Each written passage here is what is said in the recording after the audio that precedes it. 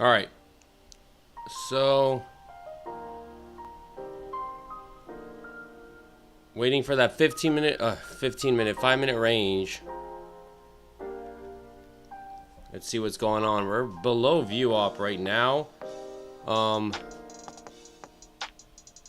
So bouncing off the 200 on the 5-minute chart. Waiting for this 5-minute candle to close to get that range set, and then we can go from there.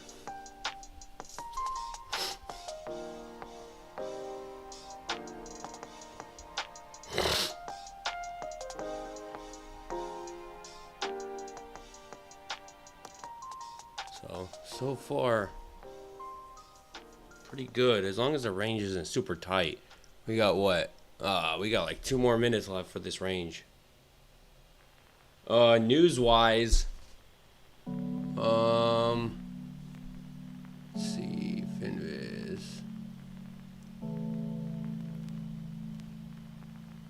Yo, what the? Finviz just changed their.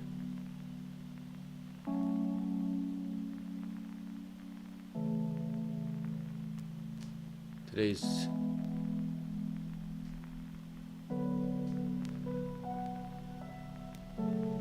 Got some news at 10 a.m. Housing market index at 10 a.m.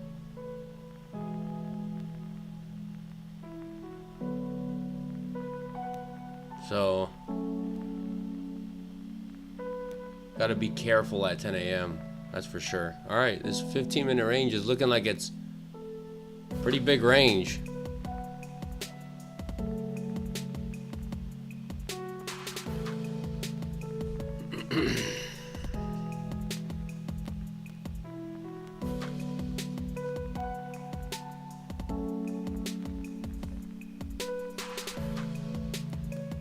Wow. We are dropping.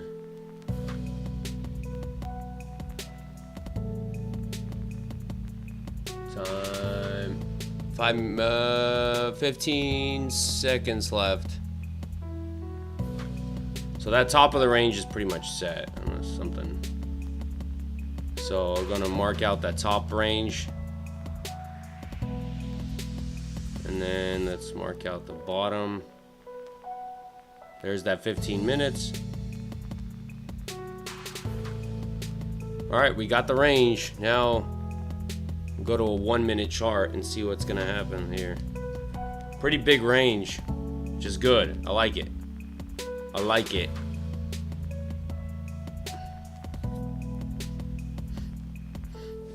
Yeah, we're looking good. We're looking good. We got that 5-minute.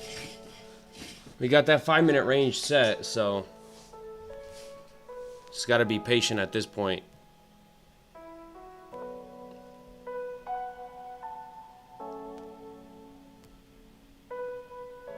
See what it wants to do. At this point, I would really want it to potentially... I mean, obviously, it doesn't matter for me what it does, but... You know, if we can kind of go up here, maybe take out these highs and start dropping, inversing, I would really like that. I'd prefer that over a long, to be honest with you. But, you know, we'll see what direction setup we get. So far, at the bottom of that range, we do have news at 10 a.m. that we got to be careful of.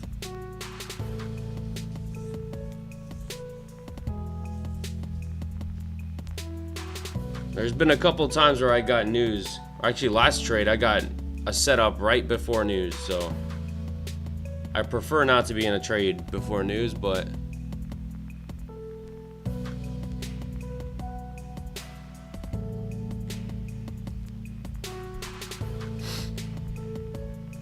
what folder? Orange folder. It's not red folder news, it's orange folder, but you know, it's a hit and miss with the orange folder. Sometimes it has some volatility, sometimes it doesn't.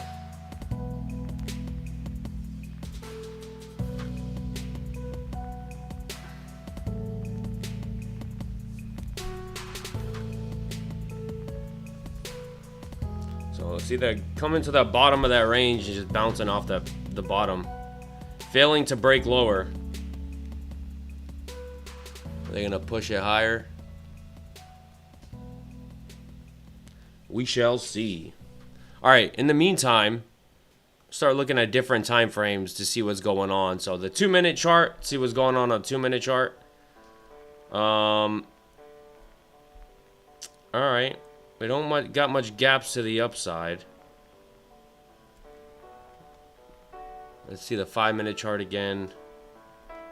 Now, 5-minute chart does have a bit. As soon as this 5-minute candle closes, we got a pretty got a bearish gap.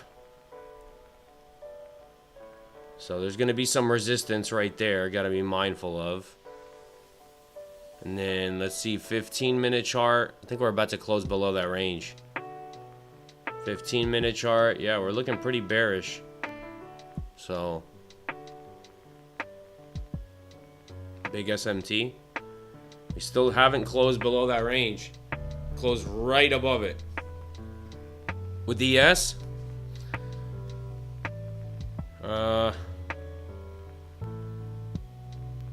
see.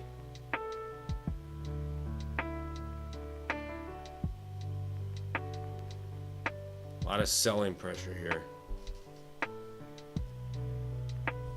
But still having trouble.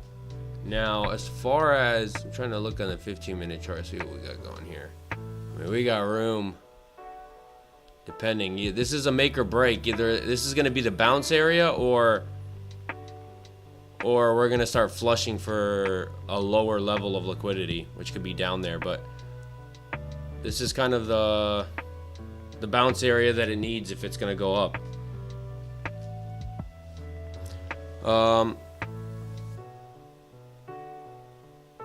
This is NASDAQ futures. I'm not in a trade or anything. I'm still waiting for a setup.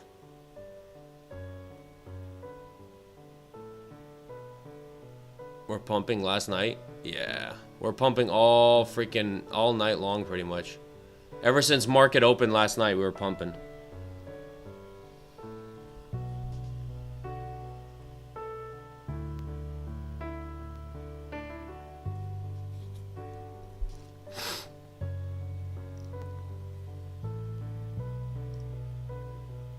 See how much trouble it's having closing below. Oh, there's the close.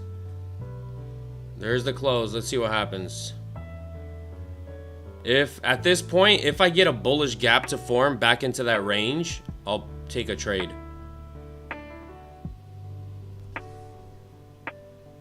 I gotta be careful with my TP. TP would probably have to be like up there somewhere. See. So far we closed below it, but we're not getting the push back into it. With, you know, the gap is crucial. The gap has to be inside that range too. That's the crucial part. What time is it? 40. So we got 20 minutes till news.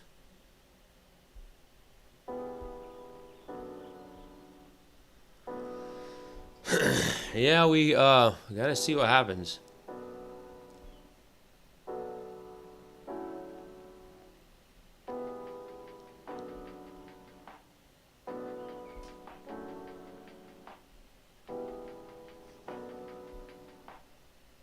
Pretty big sell-off here in open.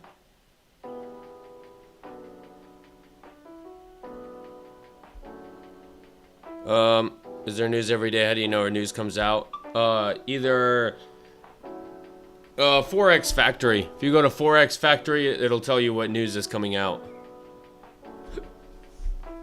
And it'll tell you what folder it is. That's something you gotta check every single day, because you don't want to be caught in a trade or unexpected, you know, volatility comes out and you don't know what the heck is going on. You know, like this morning, 8:30 we had red folder news, and 10 a.m. Finviz says it's orange folder. Forex Factory says it's yellow folder. So I don't know why they're showing different, you know, whatever. But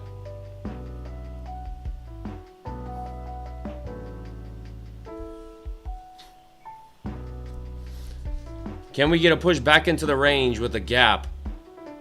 We need momentum, though. We need momentum. Yeah, economic calendar. There's different websites.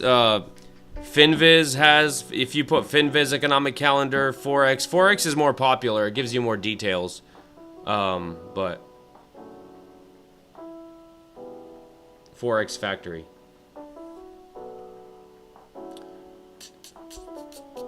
So we're trying to push back into that range, but buyers aren't really stepping in.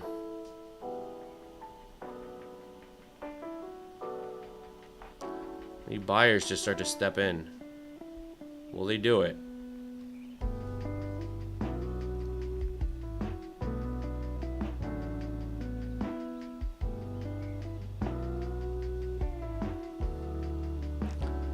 All right, it's starting to get pushing back into that range. I got to be very mindful of view op. Got to be very careful for view op.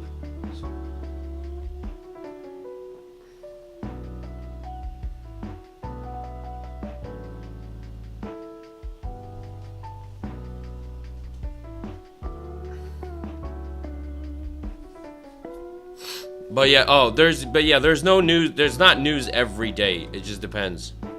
Like yesterday, we had a no news Monday, so.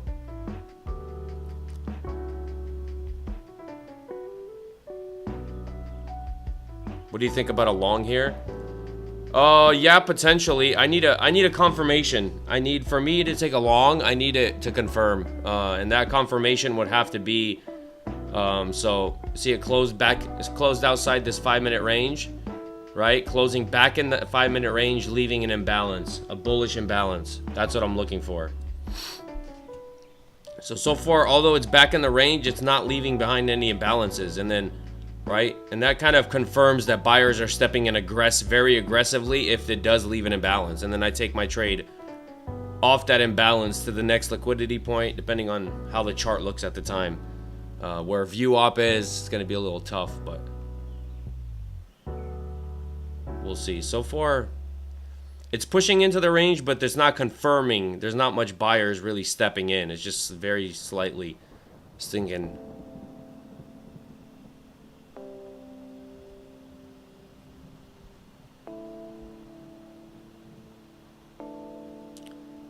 Kind of chopping back up a little bit. What's an imbalance? Imbalance is, for example, like this. This is a bearish imbalance right here. That's a bearish imbalance. I'm looking for a bullish one. So see how the top, hold on, can you see it? I'm making sure. Let me move it up a little bit. See how the top of this candle does not touch the top of the bottom of this candle, right? So it flushed so hard, price flushed so hard right there, that there's an imbalance in price. See all these other candles, how they're all connected? And then you have the top of this one and the bottom of this one, it left a gap right there. So that's what an imbalance is. So see how what happened when it left that imbalance? Price pushed up, it filled that imbalance, and then continued going to the downside.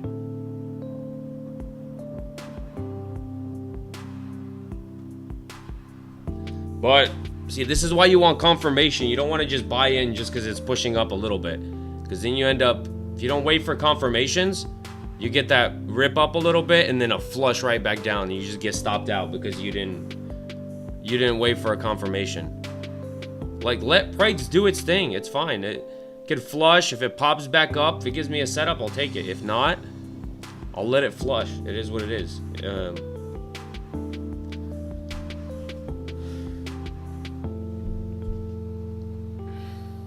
Now it created kind of like a order block type of, like a support level. So if it does break out, right, this can hold as support. And then if it pairs with an imbalance, it's even better for me. So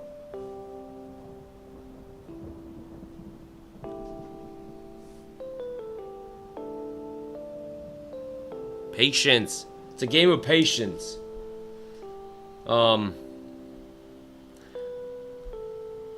But yeah, Apex, I think Apex is still having its 80% off. Take Profit Trader has 40% off.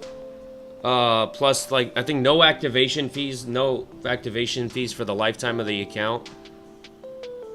Get to a level on Take Profit Trader where you can, the reason I have Take Profit Trader is you can really get to a level where you can take daily payouts. That's pretty cool. So, take daily payouts. And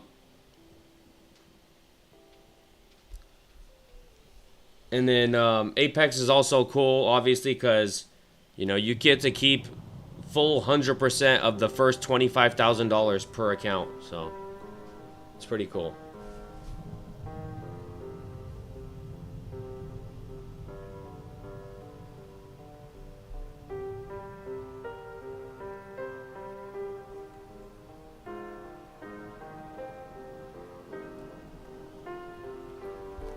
How do I start, man? What's my first step? To either start, you could kind of do two things. Open up a brokerage account and just kind of simulate trade. Just sim trade. Don't take any real trades, but just on a sim account. Just kind of practice and figure out a strategy and kind of just like, it's like playing a video game. You just practice on a sim account. Or you can go prop firm route like Apex. Buy, like, you can buy one you can buy one evaluation account and just kind of like, you're gonna blow the account, right? But if you pay, it's like 33 bucks for evaluation, and if you can manage your risk to, like, don't oversize so you blow the account next day. Manage your risk so that you can stretch that account for a whole month. So in essence, if you spend 33 bucks a month, you know, that's fine. I mean, you're you know, it's not a lot as long as you don't blow the accounts left and right. But the ideal thing would be just a sim trade. You know, practice. It takes a lot of practice to build a skill level of trading. But either way, either prop firm route. But if you do go prop firm route with an evaluation, I would go with Apex just because. And if you use my code, it gets you 80% off. But don't blow the account. Like, really stretch that account all month. And then if you do blow the account, make sure you cancel the subscription and then just buy another account. But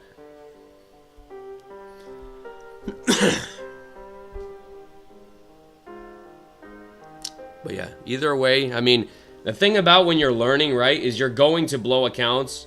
You're going to make mistakes. So the ideal thing is to spend $0 would be a sim account, like for on like a brokerage. If you create like a sim account and just practice till you figure out a strategy, then you can move to prop firms. So it's really up to you whether how you want to. But trading takes a lot of, you know, a lot of practice, a lot of chart time, patience, discipline, having a strategy and waiting for that strategy and sticking to that. You know, not jumping into random trades, but being patient for what you want to see, right? Like, look at these flushes.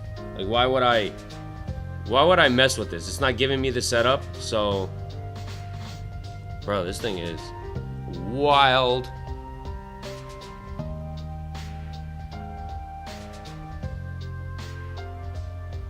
We're getting these flushes and bounce right up.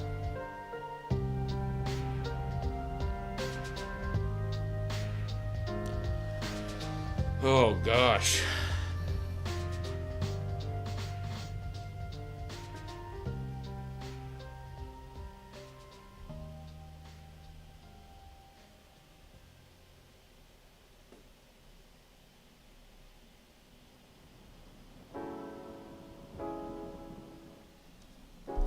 Still flushing. If you look on a 15-minute chart, it's probably wanting to go for those lows at least, right?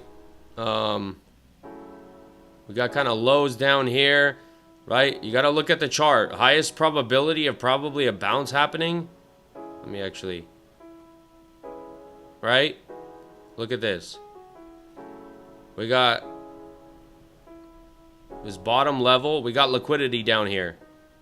So this level right here, see all these lows kind of stacked down here? So we got a bunch of lows right here, and then kind of the next set of lows are all the way down here. So in my idea, highest bounce level, and let's see if I'm right, would be this area right here. And look, it aligns with what? A pivot point right there. And we have the 200 also right there. Right? So you got a pivot, you got that major level, you got a bunch of levels stacked on top of each other. So, you know, that's not to say price can't bounce earlier, but that is a pretty big level. If it gets down there, we could have, you know, some buying pressure step in. And bro, how does it just flush after ripping so much off yesterday's open, 6 o'clock, and then all of a sudden it's just flushing? Bruh. We shall see.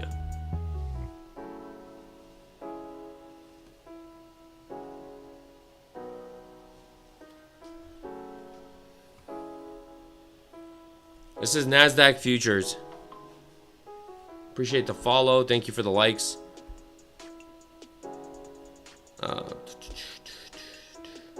See what it does. They sweep that liquidity down there. No, created a double. Pretty much created a double bottom right now.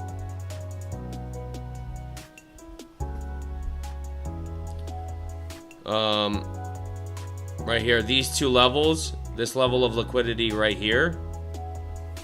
If I move my cursor right at that level, you could see it bounced. It created a double bottom, so it hit that level exactly and then started bouncing up.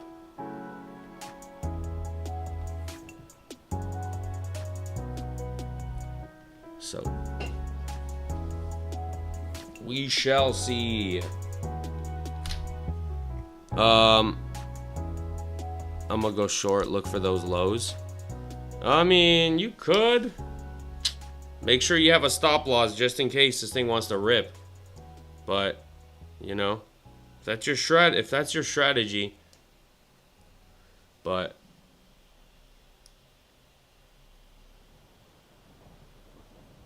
it's be careful, because you know, here's the thing, right? Here's the thing also, that we've already dropped so much. You got to be careful when you drop this much. Could it go lower? Yes, it could go lower, but be careful for the bounce. Also, it's about to be 10 a.m. We a lot of times we get a reversal at 10 a.m., right? If you've been watching NASDAQ for any amount of time, you've probably noticed that a lot of times at 10 a.m. we get some form of a reversal. It's coming 5 minutes till 10. Not saying you can't go to those lows, but just be careful. I mean, if you are going to take a trade, then make sure to have a stop loss. If you're wrong, then you're wrong. But the one thing you don't want to do is, you know, say you enter short, and this thing starts ripping to the upside, and then what you don't want to do is cancel your stop and go, oh, I don't know where it's going to reverse, but it'll reverse at some point, so I'm just going to cancel my stop. No, just get out of the trade. Yep, that's why you have to have invalidation points, right? That's why you wait for price to come to you, so that you have the best risk to reward. Like if you were to get in right here, maybe an invalidation point would be above these highs right here. So, and then you're targeting the lows. So you got to ask yourself, is that a good risk to reward? If yes, then, and you size according to the risk to reward that you have to take for that invalidation point.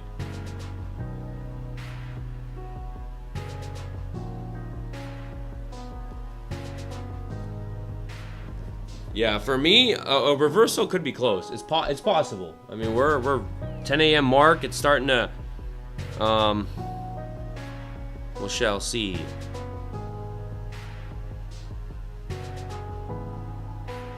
And that's the thing. You don't want to just guess like, oh, reversal could come at 10, so I'm just going to buy here. You want it to confirm that it's reversing and really start to rip up. Gotta sell on my prop firm account. All right, we'll see. We can. This is NASDAQ futures.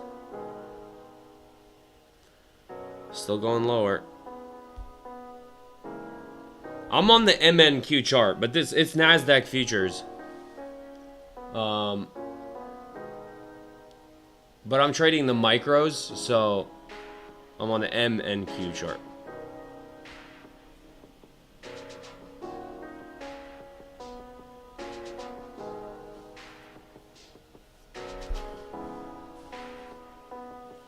I want to go buy soon. Be patient. Let's see what's going on the 15-minute. I think it took out those equal lows at this point. Yeah, it has to have. So now at this point, right? We took out those equal lows. Kind of went back down there. So question is, right? Are we going to start to get a bounce off this liquidity here? Or are we going to start dropping down here?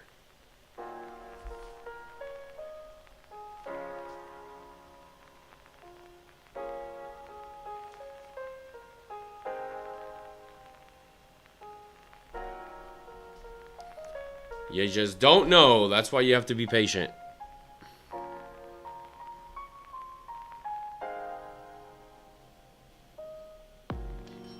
This could be, it's starting to almost look like a reversal, right? When it does this kind of crap, when it comes down, it pops back up, it takes out the low of itself. Now if it starts breaking above and starts to confirm like that its structure is changing, right? Maybe you could start to look for me, if it starts pushing back into that range and starts forming like a bullish gap, that would be a good sign for me.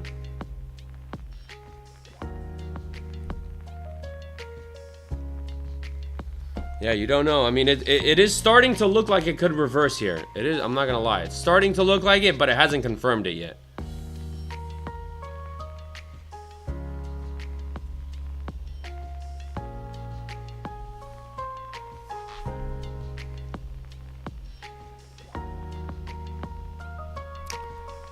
We've took out those lows. We pretty much have to wait, what? Wait. Oh, we took out pre-market lows. Sorry. We took out pre-market lows. So that's also a pretty good. I didn't even notice that those lows down there are actually pre-market lows. Did it take it out or did double bottom? Let me look on.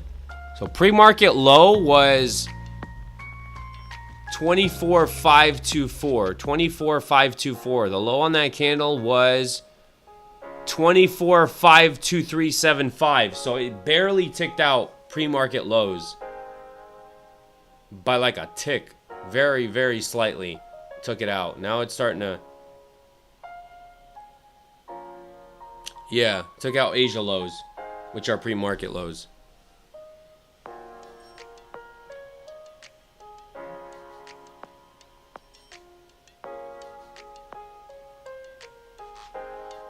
Yeah, it's still respecting this gap right here.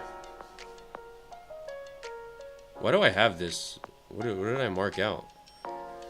There's an inverse. There's an inverse gap right there. So for me, right? For me, if it could start popping up back inside this range, create a bullish gap, start inversing this one, could be signs for me to start to, you know, and then I would just manage my risk accordingly. And move from there. But where's view up? Let me see. It's at that 20, let's say 24,573 mark.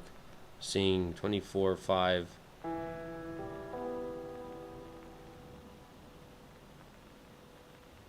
Yeah.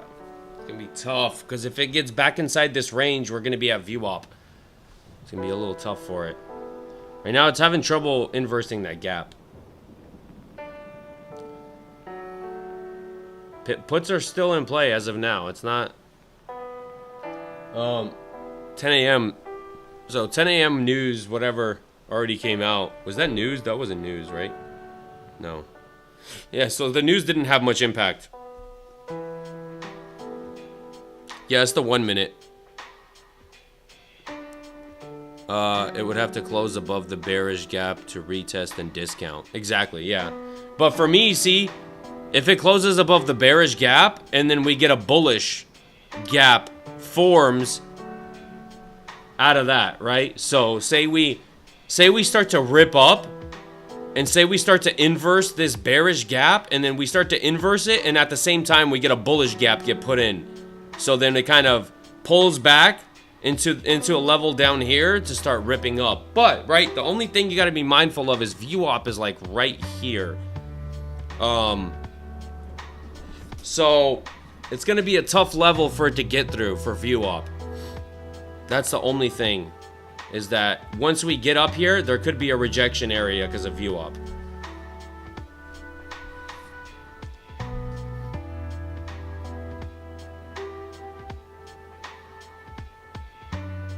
But so far, it's just chopping sideways. I do not want to be in this chop. I need confirmation.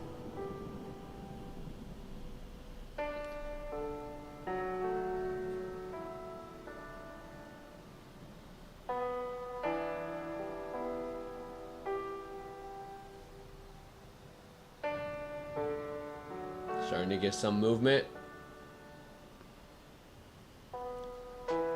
Oh, we gotta... It's the hardest part of trading is waiting. Like, you want so badly just to jump in, but you don't want to be stuck in something sideways, right? That's why you want confirmation. Just be patient, wait for it. Whatever your strategy confirmation is. I mean, everyone's confirmation could be different. Somebody's confirmation is the inverse of that bearish gap. Somebody else's confirmation is something else.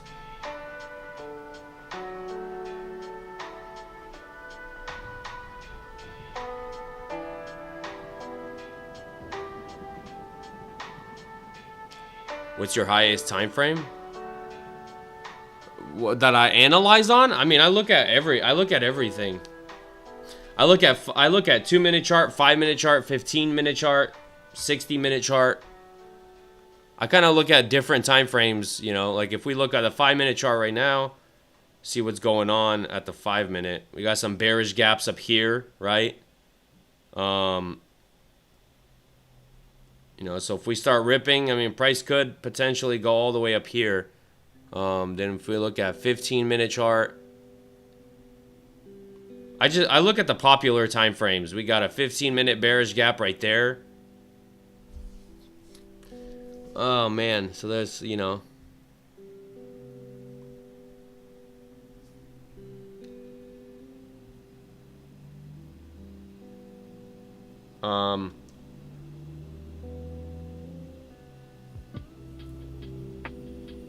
so 15-minute chart, then we got, let's say, 60-minute chart, which is the hourly chart.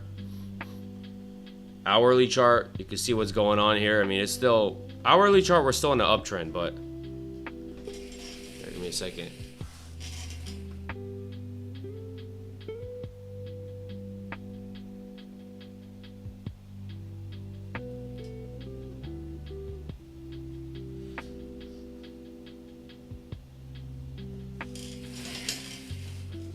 All right,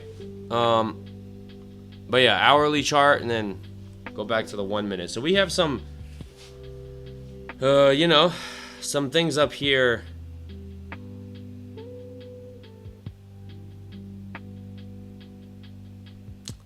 Yeah, 5 minutes. That's true. 5-minute. I don't know if I should mark it out or not. You got to be careful of this. I mean, you just got to be mindful of what could happen, right? What could happen doesn't have to happen, but got to be mindful of, you know, 5-minute bearish gap right there. I mean, we could pop up. If we do start ripping up, this could be an area to watch out for. I mean, we could pop up and then start rejecting to go lower off that. Or we could break through it. You just never know. But you have to be mindful that it could happen, right? And then 15-minute chart, I think also... right, and in the 15-minute chart, you kind of have a gap that aligns with it too. So there's that 5-minute gap, and then I can move it a little lower, which would be that 15-minute gap. But I'll leave that 5-minute gap because the top of that 5-minute gap aligns with that 15-minute gap. So,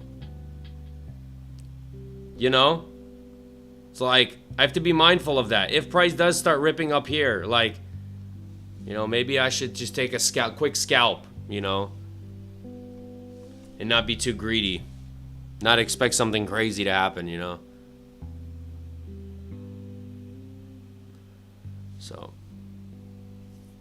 but I like, when I take a trade, I like everything to play out perfectly. Meaning the targets are there. There's nothing really in the way for price getting there. You kind of, there are some trades where you just have a straight target to your TP, right? There's not much gaps in the way or, you know, stuff that price has to get to. And then if you look to the left of this bearish gap, right, you see all this support, all this previous support now becomes resistance, right? So when price does come up here, this could hold up as resistance, plus that gap. Plus we got view op right. Where's view op? I'll tell you exactly where view op is. View op is 24,575 right now. So 24,5. So view up is right below that gap. View up's right below that gap. So there's a lot of resistance in this area. You know, you gotta understand the risk. Either you're gonna get into a trade, understand that price could reject here and possibly, you know, be willing to take a loss if price does reject, or put your stop at break even, or take profit somewhere here. But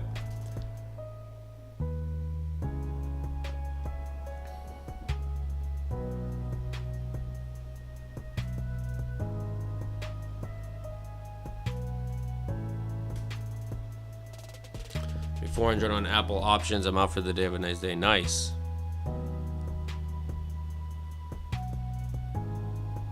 But yeah, you got stuff that, you know, that's the hard part about trading is sometimes even you have situations where, you know, the price action, the trade is there, but there's so much things in the way of of price getting to your TP, or risk to reward isn't the best.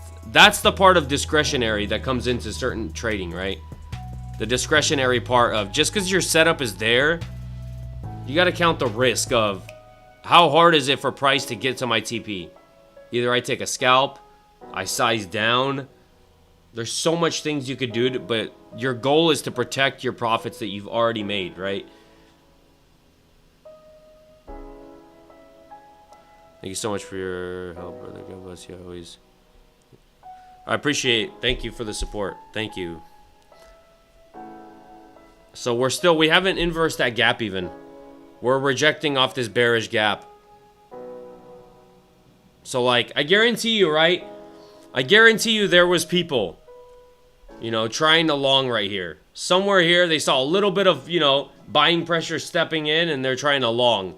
Instead of waiting for a confirmation, now they're getting like all this anxiety from all this chop action.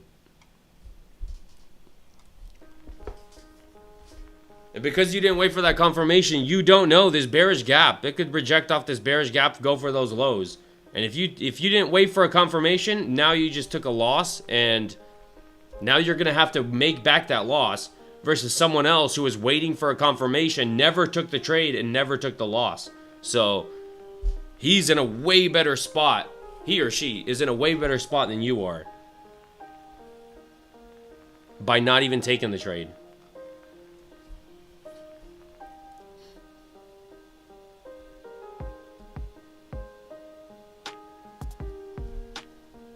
Like even me, I want to take a trade so bad, but at the same time, you know, I'm not just gonna get in just to get in. I did that when I began trading, and it doesn't really work out.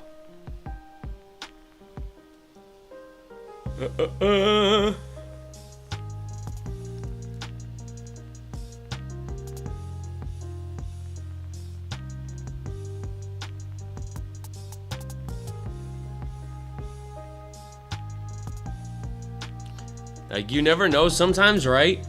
You never know. Sometimes price does this, and sometimes price will pull back, take out this low again, and then it really starts to move in one direction.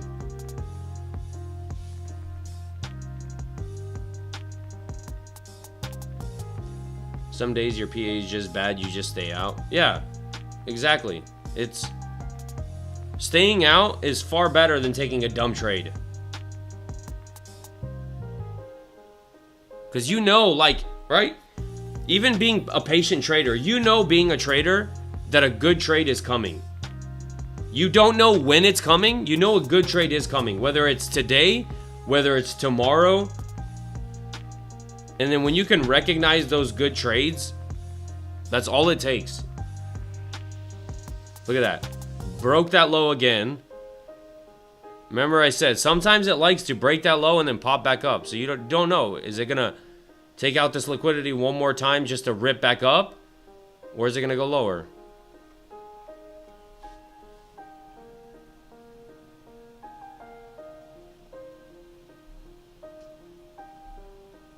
What is a PA?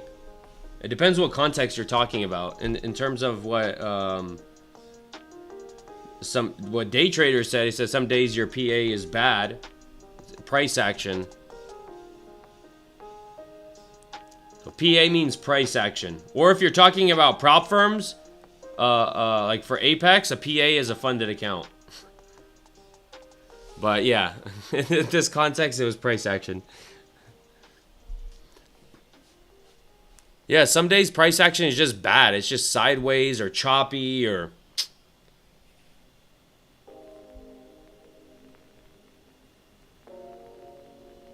Like today's not, I mean, today's not horrible, but I mean, it could be better.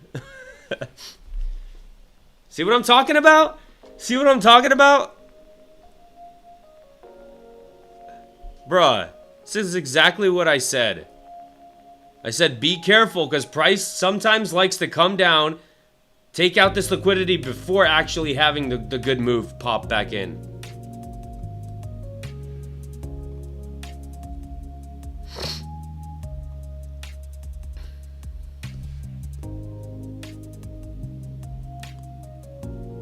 But still hasn't confirmed it. It's popped back up, but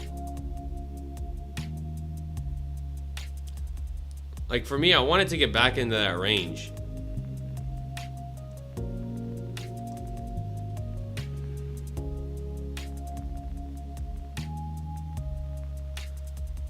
Price action takes out liquidity because that's where everyone puts their stop losses. Yeah, there's just a lot of there's a lot of orders down there. Yeah, so I mean, it makes sense. I mean, if you've ever had Bookmap, right? I used to have Bookmap, or you don't have to have Bookmap. You could use Level 2, but if you've ever used, like, watched where the orders are, you typically realize that price likes to go for where those, like, where a lot of orders are. So that's why people use, like, things like Bookmap, right? Because if you have a massive level of orders sitting up here, price tends to be attracted to those orders, to take out those orders. And you see that on Bookmap. Or if there was like a big red, I mean, it's a heat map, so it's like different colors. Red means a lot of orders. But when you see a lot of orders at a certain area, you know price. Not always, but typically price likes to go for those orders. I don't use Bookmap anymore because I just trade price action, so for me, it really doesn't matter because I wait for confirmation. So it could do this, like stop out like this. It could sweep at those lows. And I'm strictly price action. Like for me, here's the thing also, right? I said there's a lot of, you know, liquidity down there. I mean, up there. We'll see. If it can break back in and give me a long setup for like a scalp, I'll take it. If not, maybe it goes back up all the way up here and gives me a short setup. If it could give me a short setup, then I could take that too, all the way up there. But obviously, even in terms of a short setup, a short is far better up here than down here. Just because of like, you know, this could be you're trying to short at the very bottom was what you're trying to do. If you're trying to short down here, you're literally trying to short at Asia lows, which is like you're shorting at a support level. So Not the best idea. Bullish divergence in 2 minutes. How do you know a divergence is coming? Dang. You can see the future. Paper? You talking about me? If I have a paper account or what? This. Man, I'm like, this is what happens when you watch NASDAQ so many times. I literally said this could happen before it happened. Price was right here. I said, be careful, because price sometimes likes to come back down, take out the low one more time before actually getting the move. Did exactly that. Came down, took out the low one more time, and now we're getting the move back to the range, which at this point, it could start breaking out into this, back into this 5-minute range. Looks like it wants to do that.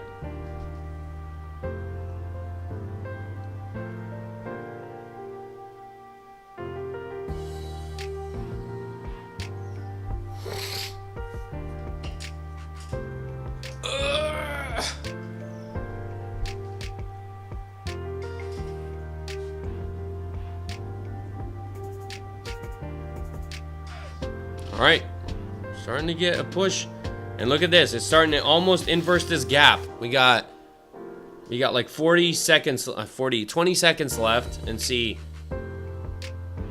starting to inverse that gap.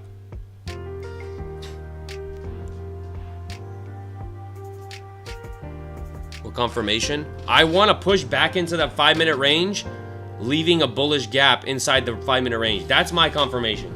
That's, for me personally, what I'm looking for.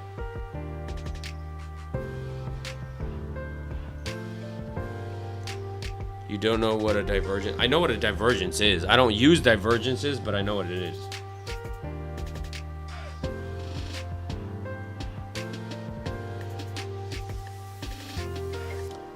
But yeah, divergences are powerful. They are. They do work, so... We're still getting... See, this is why you wait. Here, give me a second. I'll be back in a second.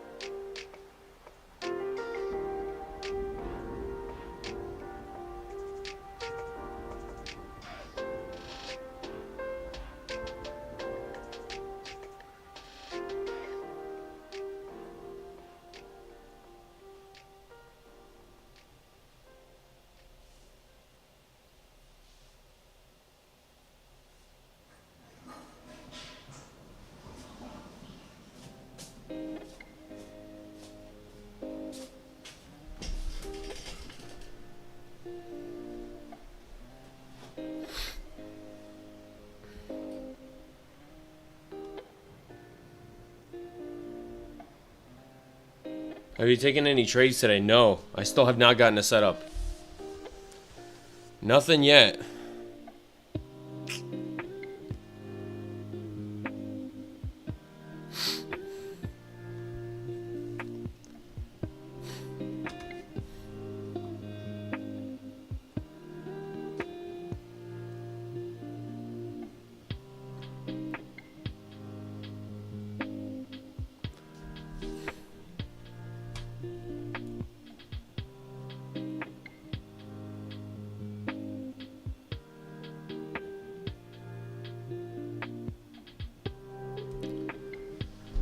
Nothing yet. Oh, man.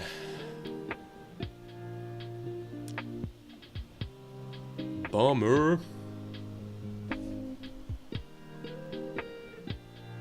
Sorry, let me move up the chart a little bit. Still possible. It almost looks like, you know, kind of changing structure, sort of, kind of, almost.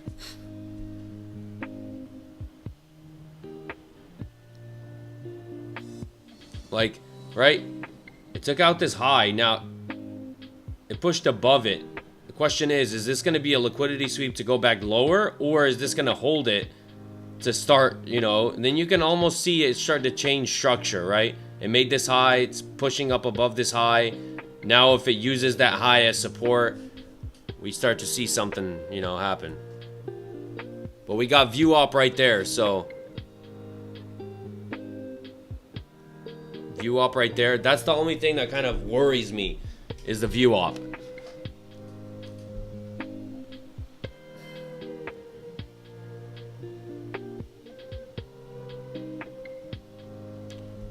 Like the patience. Yeah, I don't need much, like, you know, especially when you get, like, if you have multiple accounts, if you're patient and you have multiple accounts, you think about it, you really don't need much trades. With enough accounts, you can take 2 trades a week and still make crazy amounts of money, right? Like, if you have a good strategy and you can manage risk and you know what to look for, you know, it takes experience, but think about it.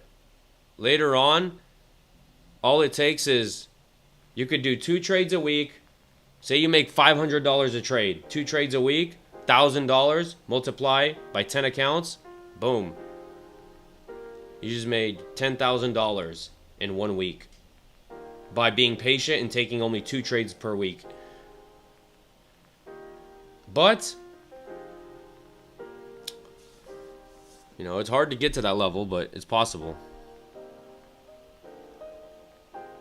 Longing 20 micros, 600 now. Yeah, it's a tough area. We got view op is right above this price. I mean, view op is that 24 and then 24 5 like 571 area is view op. So view op is literally right here.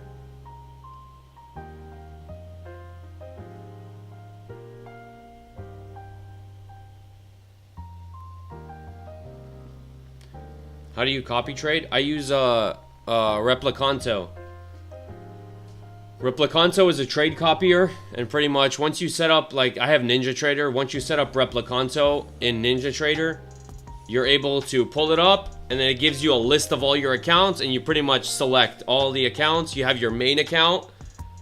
You have your main account linked to your copy trader, and then you can select all the other accounts, so that when you take a trade on your main account, it copies that trade across every account you selected. It's not complicated. It really is not. It maybe sounds a little more complicated, but it really isn't. Once you get everything set up, it's very easy.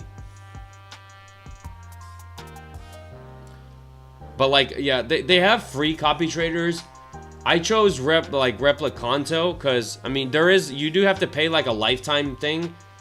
It's like you pay a certain fee, and it's for the whole lifetime of the account. So it's like a one-time thing you pay. And I chose Replicanto just because it's like the most popular one, and it's been working very well for me. I always go with the most popular. I heard other ones, people have issues and this and that. I was just like, man, I'd rather go with Replicanto and not have any issues.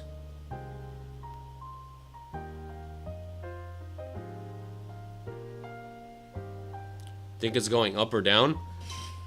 It hasn't confirmed. I have no idea. This is like a toss-up here, because could it go up? Yes, it could go up if it starts pushing back into that range, and like the buyers are there to confirm that it wants to go up. So far, it's not confirming it wants to go up. This could also be a pretty big area of rejection, because we're right at view op. View op is like right here, so it's a toss-up. Either it has momentum and confirms that it wants to keep going up, or it rejects view op and starts going back for these lows. Either way, you just don't know. That's why you have to have your own confirmations that keep you out of trades.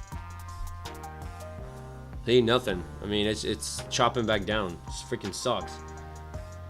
Trust me, I want to get into a trade just as bad as anyone else, but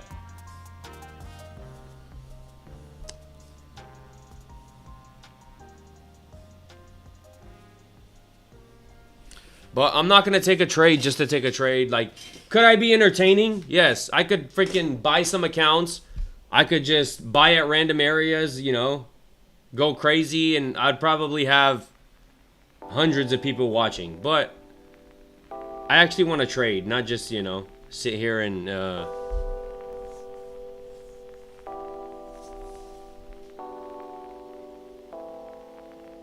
that's a part of, like, you know, that's a part of trading. Sometimes trading is boring, especially if you're a trader that's patient.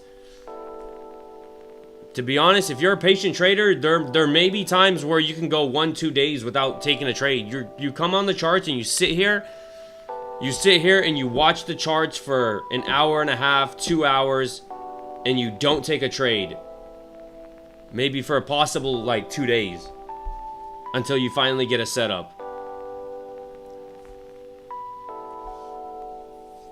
15-minute gap. Wait, it was bearish, right?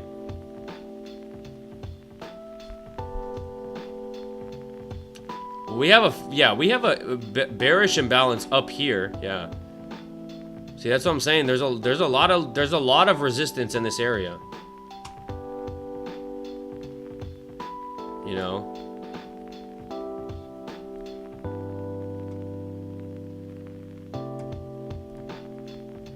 And like, look at this 15-minute candle. That's a very indecisive candle. It literally did not know what it wanted to do. It closed right in the middle. What is that? Is that a doji? Is that called a doji? What's it? Is it a doji? I don't know. I'm not too good with candle names. Doji. Pretty sure it's a doji.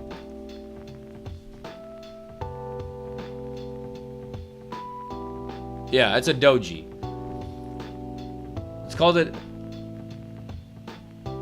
Yeah, that's called a doji candle, which pretty much means it's indecisive. It's the market doesn't really.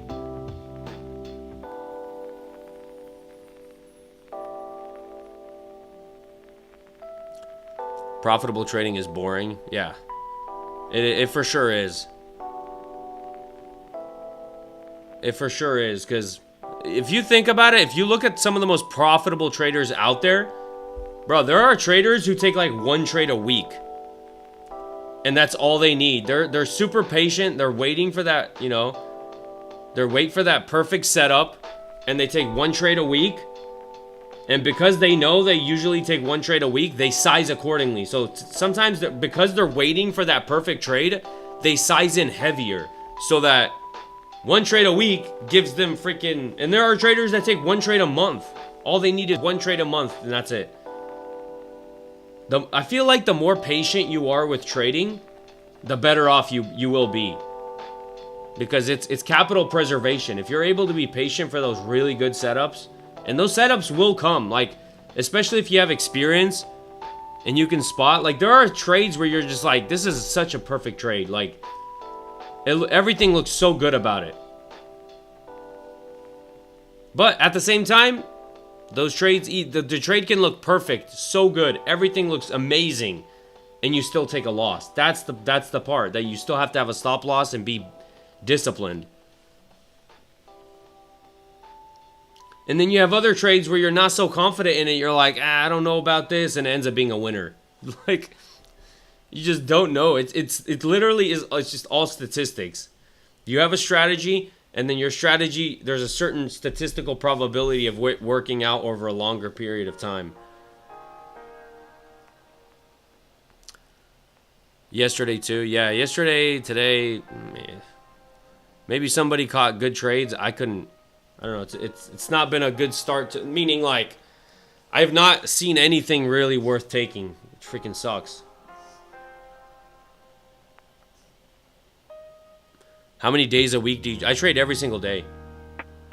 Every day I'm on the market, 9:30. Typically, I go live around 9:30. Typically, I try to hop off around 11 o'clock.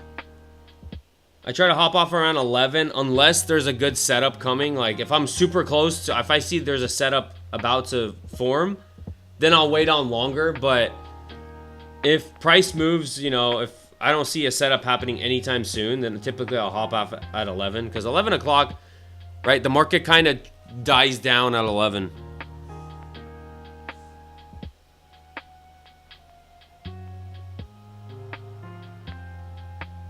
Bruh, stop. What are you doing? Why Why are you spewing lies?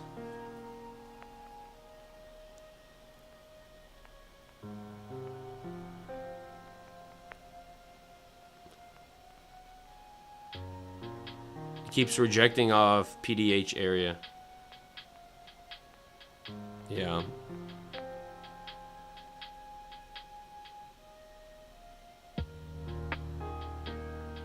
Yeah, bro, I got stopped out twice. Yeah, that's why you gotta have, you know, you gotta have confirmations. You gotta have, and you know, a confirmation for you could be different based on your strategy, but you just don't want to get caught in this sideways crap. Sideways crap is the worst. Because then it just pisses you off. Because it's just like, it goes up a little bit and then it drops. It goes up a little bit and then it drops. And you're just like, what the...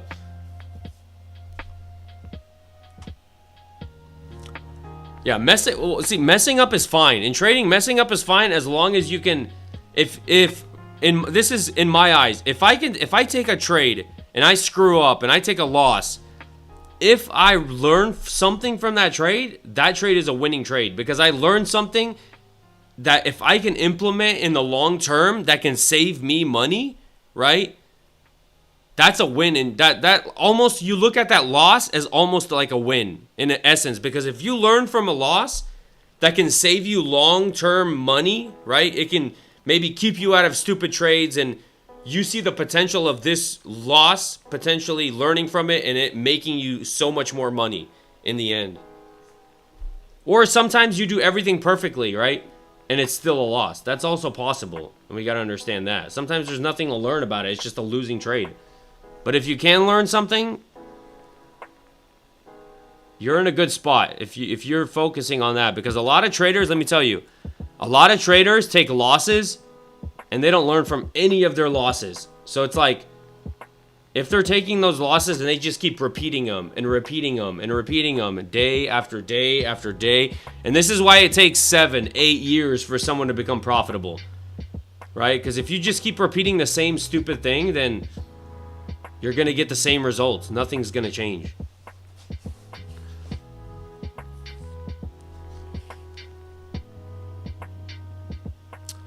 S&P, there's a 4-hour gap to fill.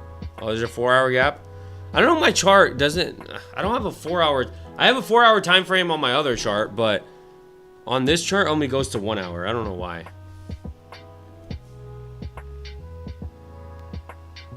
I want to see price bounce once filled. See, that's a good... Yeah.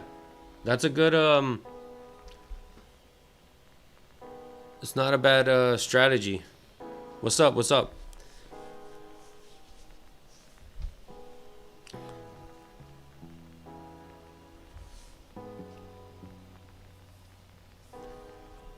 Oh, man. This is wild. But I hope tomorrow is not going to be... there's a possibility tomorrow could be crappy, too, because of FOMC. Sometimes it's not. Sometimes you get some pretty decent price action before FOMC. Sometimes it's sideways because people are waiting for FOMC to come out. Oh, it is what it is. We'll see. Waiting for displacement, then a fair value gap right after. Yeah, that's kind of what I'm waiting. That's kind of what I'm waiting for. It's kind of a confirmation I want to see. Like, we're not getting the buying pressure step in that we want.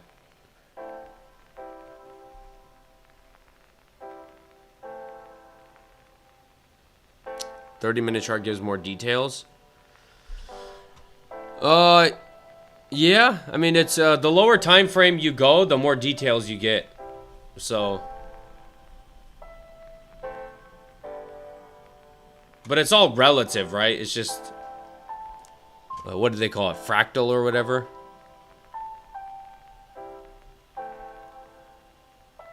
It's like a 60-minute chart is the same price action as a 1-minute chart. It's just a 60-minute chart, you have one freaking candle, right? And then on a 1-minute chart, you have 60 candles. So you have more detailed price action on lower time frames.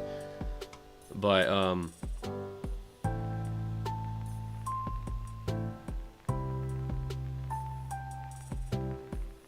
this continues higher right now, I'm quitting trading, to be honest.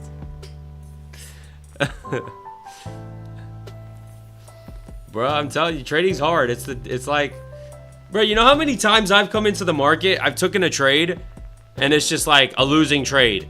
And then I take another trade, and it was a losing trade. And it just feels like anything you do that day is going to be a loss.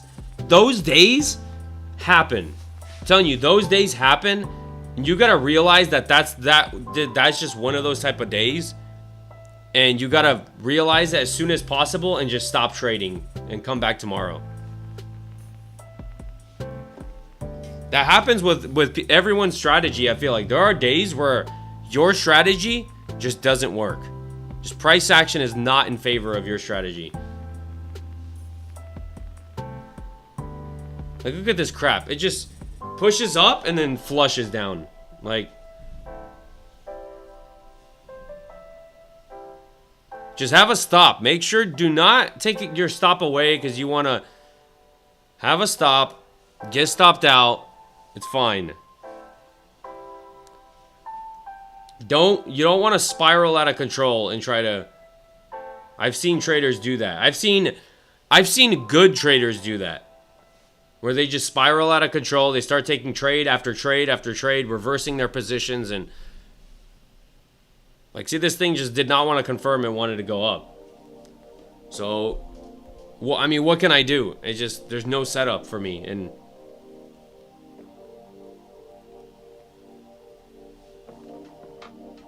bummer. But you can see, right? A lot of times, this is why this 5-minute chart is, 5-minute range is so powerful. Like, you can see what happened yesterday. Yesterday happened the opposite. It broke out of the top of the 5-minute range, and then it started to kind of, you know, trend up top of the 5-minute range. Today it's doing the opposite. Broke below it, now it's starting to kind of trend below it.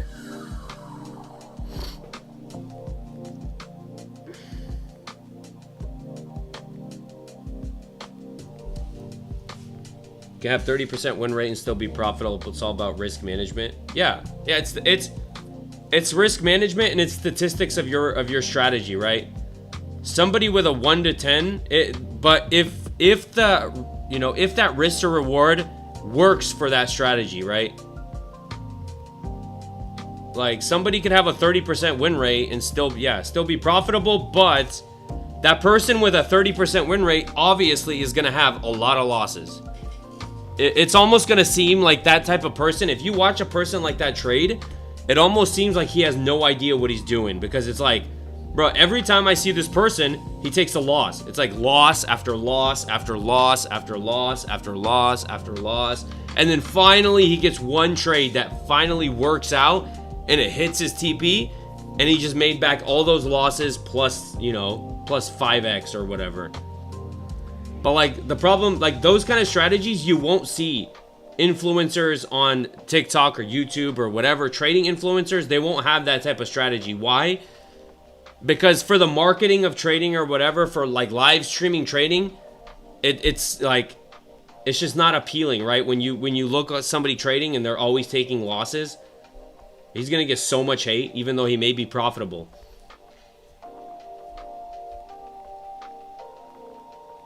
What they try to tell you is like, oh, I have a 1 to 10 risk to reward with like an 80% win rate. Like, bro, that's complete BS. You do not have a 8, you know, you're some genius in trading. You're like a anomaly of trading if that's really you.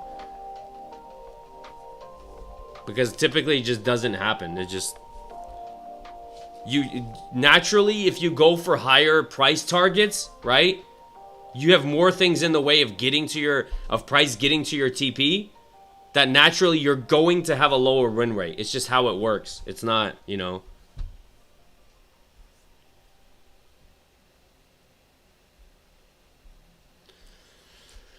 Man, this is some boring price action. Holy.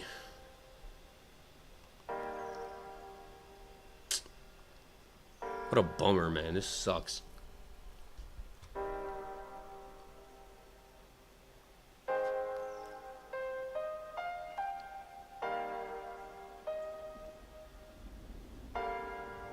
Yeah, yesterday and today. Bro, this is like such garbage.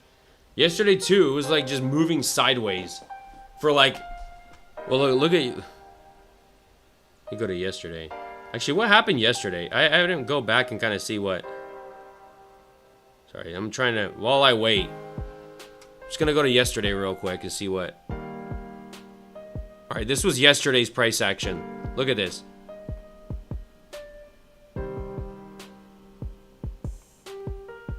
So we got that 5-minute range set. Look at yesterday. It's literally the opposite of what it's doing today.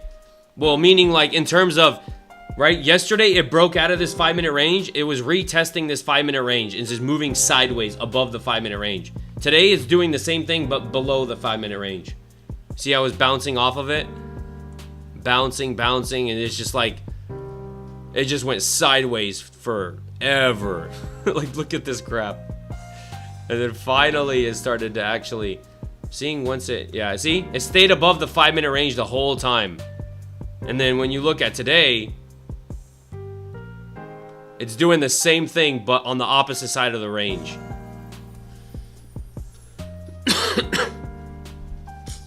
What can I do? I wish I could make price do something, but you know, I can't make price, can't make price do what I want it to do. I can only trade it. It's always during Asia and London sessions where there's more volume for real. Well, typically New York has good volume. Like, this volume isn't bad, right? Like, the volume is there. It's just like, it's kind of just balanced in a way. It's like price is very balanced here. We're not getting moves to the downside, upside. We're just, I don't know if that's because of FOMCs this week. Maybe that's because of FOMCs this week. And you got to think about, right? Think about it this way. The players, right? The people who kind of move the market, who are investing hundreds of millions of dollars in the market, they're the ones who actually move price, who move the market. Like, somebody that's maybe trying to get into, like, say, $100 million position or whatever, do you really think that they're going to be buying Monday or Tuesday right before a major news event comes out like FOMC? If anything, they're going to be exiting their positions and maybe being cash, or I don't know. But like, who would be buying into an insane position size right before news comes out? Like, major news. This is the biggest news in the market that you can get is FOMC. So that could be a reason why Monday, Tuesday this week, since it's FOMC week, could be going sideways. It's possible. But what time does news come out? 9:30. Well, Eastern time, typically news comes out. This is Eastern time. 8:30 pre-market news a lot of times comes out, and then 10 o'clock news comes out a lot of times. You just have to look at the Forex Factory calendar and see what news is coming out that day. But yeah, the most popular time frames is 8:30, 10:30 Eastern time. 10 o'clock Eastern time.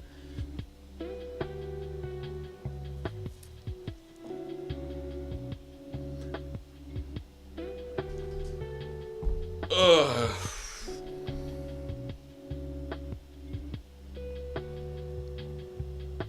Like, look at this. As soon as he gets to the bottom, it's just ripping. It just kind of tries to go back up.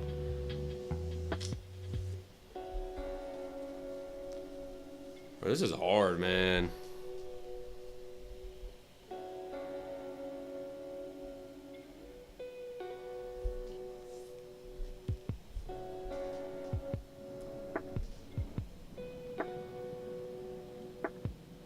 Chopping back up.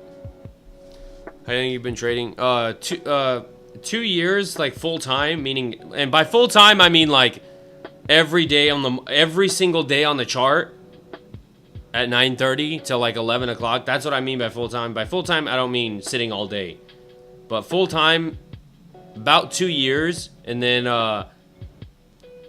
before 2 years, I've been learning about trading a lot before then, but doing it every single day, like watching price action, about 2 years.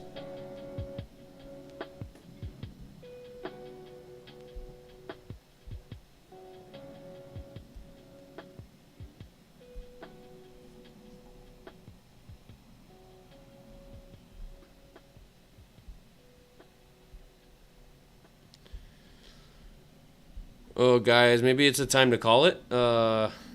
Still waiting. This could still, I don't know.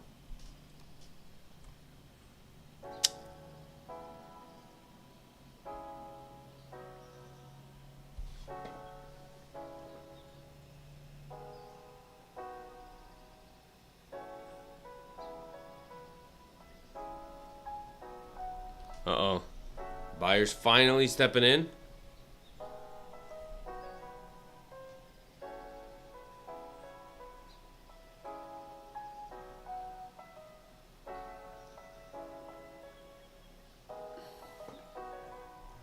But yeah, I mean, prop firms, right? Prop firms are a great way. This is why trading has become so, especially futures trading has become so popular, is because of these prop firms. Like, in essence, if you actually develop the skill of trading, the freaking possibilities are wild. Wild. Like, the fact that you can develop a skill, invest fairly little money if you're careful, right? And don't go ham, but actually learn a strategy. Like, actually get a strategy down, prove to yourself that you can make money. And then is where the magic happens, where you can scale accounts. You can have multiple prop firm accounts that you copy trade, that you scale. And getting to a level where you're making, you know, $10,000 a week is possible, if not more. I mean, people have taken, right? There are a couple dudes that took over $1 million in payouts. How were they able, think about it, how were they able to take over $1 million in payouts from like Apex, right? They had 20 accounts. They had a strategy that they were confident in. They were patient. They sized heavy, like heavier on those 20 accounts. So they were making crazy amounts of money per trade. And over time, you know, it started to build up. They're confident. They're disciplined. Boom.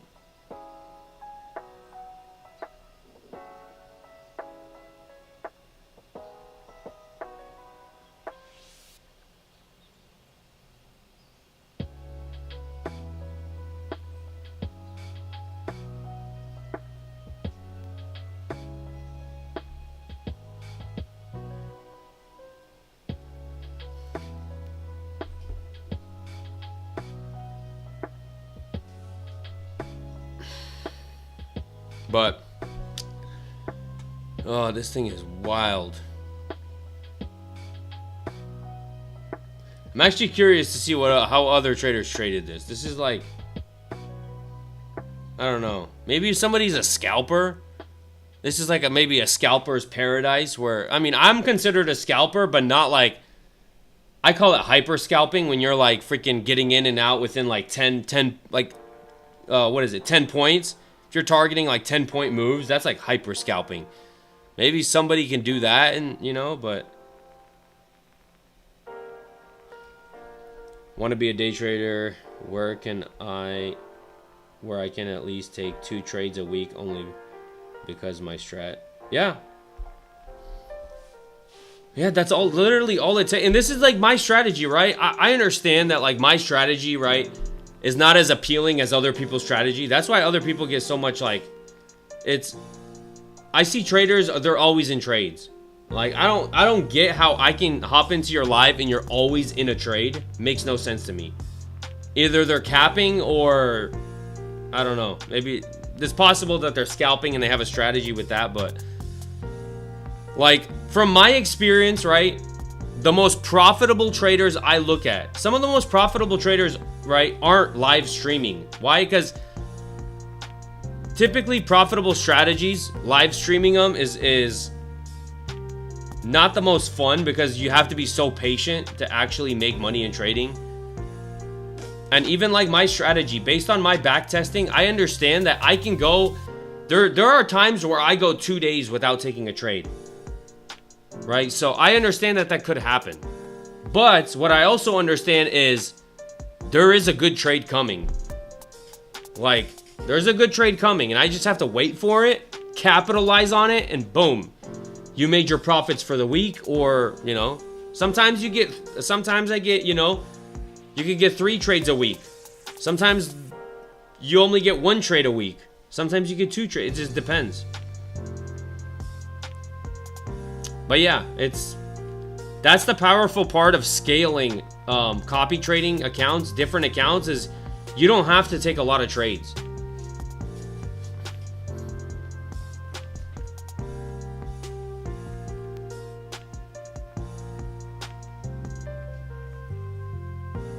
I don't know how they even got funded. I mean, what a lot of them, I don't want to speak for everyone, but what some of them do is they'll buy accounts, and they'll try to like full port accounts, and sometimes they get lucky. Like Apex, right? It has 1 day to pass. It's $33 per account. $33, so they spend a couple $100 on an account. They go heavy on 1 trade. They try to pass it. They blow the accounts. They buy more accounts, and then finally they end up hitting that good trade where, you know, they get lucky and they pass those accounts. But what they don't realize, like, if you can't consistently make money in a valuation account, you're not gonna keep a funded account. You're just gonna blow it because you don't know how to trade properly. They think that once they get funded in an account, it's like some magical door that opens up that automatically they're gonna start making money. But realistically, if you can't be profitable in an evaluation account over a time span, you're not gonna be profitable it's the same thing. Like, you're just gonna blow the account and you're just wasting money. That's all you're doing. But some people learn the hard way. How do you feel about instant funded accounts? Like, they're good. They're good, but I would only recommend them for, like, you know, traders that have a strategy, that are confident in their strategy, because you do have to pay way more money for them, right? So you kind of have to really be good at trading to make sure you don't just blow that, you know, evaluation account and waste a bunch of money. But at the same time, right, is if you're actually good at trading, why not just buy an evaluation account, size accordingly, so that you can maybe pass the account in, you know, 4 trades or whatever. Like, does it really matter if you pass the evaluation in, you know, if you get put right away in an instant funded, or maybe you take a couple more days and pass an evaluation, but it's a lot cheaper? So it just depends. Like, there are some traders that do the instant funded because they just don't want to go through the evaluation. They don't want to have to deal with that. So they already know how to trade, so they know they could buy an instant funded account and, you know, start trading it without having to worry about an evaluation. But me personally, I think I would just do evaluation.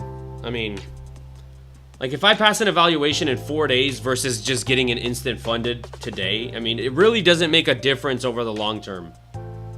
But the capital difference, like the amount of money you spend for an instant funded versus an evaluation, is pretty big.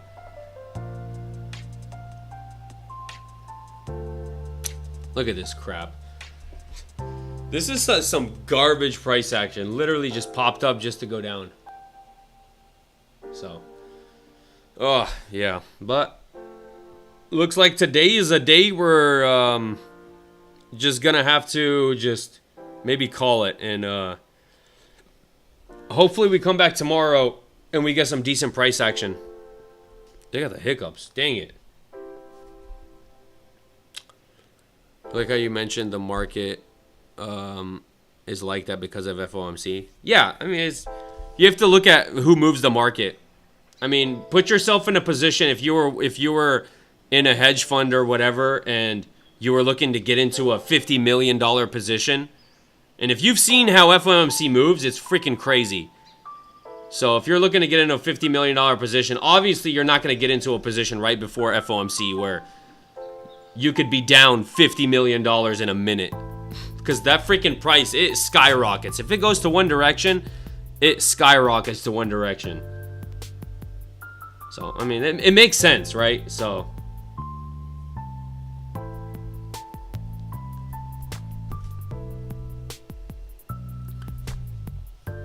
I appreciate it. I appreciate it. Yeah, I try to, you know, share what I've learned, what I can share, and what, like, the ideal thing is for you to learn from my mistakes.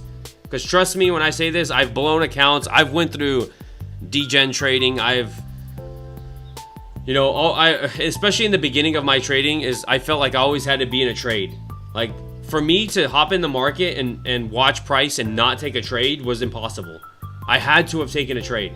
You see price go up a little bit, you take a trade. You don't really have a strategy. It's just like, I feel like every trader goes through the same types of, you know, same types of learning process. But the ideal thing is to learn from other people's mistakes and not go through that same crap. It shortens your learning curve by so much. But yeah. That being said, I think I'm gonna call it here. We're just chopping sideways. There's not, especially 11 o'clock now. I don't think price action is gonna improve anytime soon. So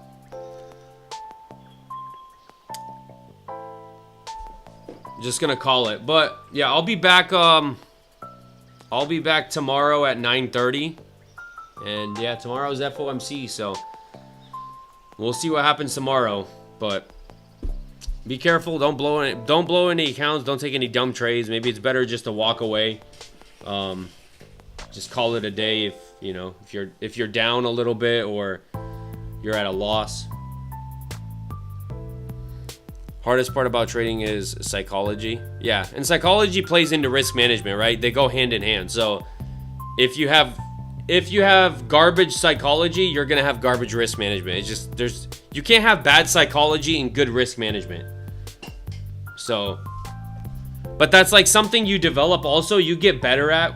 The longer you trade, the more you get better at psychology, right? The more accounts prop firm accounts you blow, you become more patient.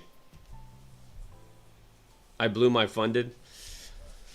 I've been there, done. Well, actually, no, I've never blown a funded, but I've blown evaluation accounts, and I've been, you know, it does suck. It freaking sucks, but it's fine. Try to learn something from that. Try to take something away from, like, what did you do wrong that you blew your funded? Were you sized in too heavy? Were you just taking a bunch of dumb trades? Like, right? And try to learn something and try to fix something. If you could fix something from blowing your funded, whether it's your trading improve, it's still a win if you could improve somehow. Up 1,000 on gold. I'm done for the day. Nice, nice. Yeah, that's another part of psychology, is like, when you're up, walk away. There's a time where you walk away. You don't want to give it back to the market, because if you continue trading, there's a high likelihood the market will take that money back. And that's how I like to. If I take a good trade or whatever, and I have a good trade and I'm up on the day, I typically don't want to take another trade unless it's a good setup. Unless it's a setup that I'm like really confident in and I like, I'll take it. But other than that, I'm a lot more pickier with the second trade. But dang, we just went up just to flush right back down. This sideways price action is freaking wild. But yeah, that's that. Awesome. I'll be back. Peace out. I'll be back tomorrow, 9:30. So peace out.